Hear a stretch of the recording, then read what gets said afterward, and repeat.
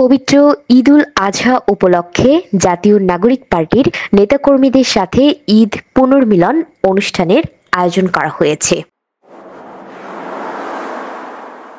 আজ রবিবার ৯ জুন চট্টগ্রাম আনোয়ারা কর্ণফুলী থানাধীন চাতুরী চৌমুহনী এলাকায় মমতাজ কনভেনশন হলে দেলোয়ারের সভাপতিত্বে মাহমুদুর হকের সঞ্চালনায় ঈদ পুনর্মিলন অনুষ্ঠানের আয়োজন করা হয়।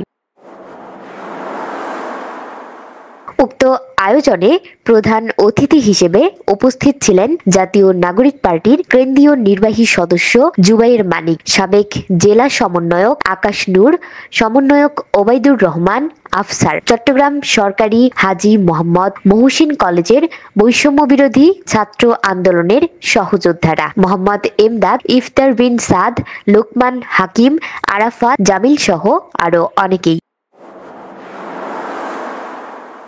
এই সময় ঈদ পুনর্মিলন অনুষ্ঠানে উপস্থিত বক্তারা বলেন, স্বৈরাচার শেখ হাসিনা ও তার দলীয় নেতাকর্মীরা দেশের সম্পদ লুটপাট করে দেশ থেকে পালিয়ে গিয়েছে, বিদেশে বসে আরাম আয়েশে খাচ্ছে, আর দেশে সেই অর্থ দিয়ে দেশকে অস্থিতিশীল করার জন্য পায়তারা করছে। তিনি আরো বলেন, স্বৈরাচার শেখ হাসিনার আমলে যেরকম ভোটারহীন নির্বাচন হয়েছে, সেই নির্বাচন আর দেখতে চায় না দেশের জনগণ। ঈদ পুনর্মিলন অনুষ্ঠানে উপস্থিত ছিলেন জাতীয় নাগরিক পার্টির নেতাকর্মীরা, বিভিন্ন স্কুল, কলেজ ও এলাকা থেকে আসা মোহাম্মদ দিদারুল আলম, ফারুক, ওয়াসিফ শাহেদ, আহমদ নূর সহ অনেকেই এই অনুষ্ঠানে এসেছেন।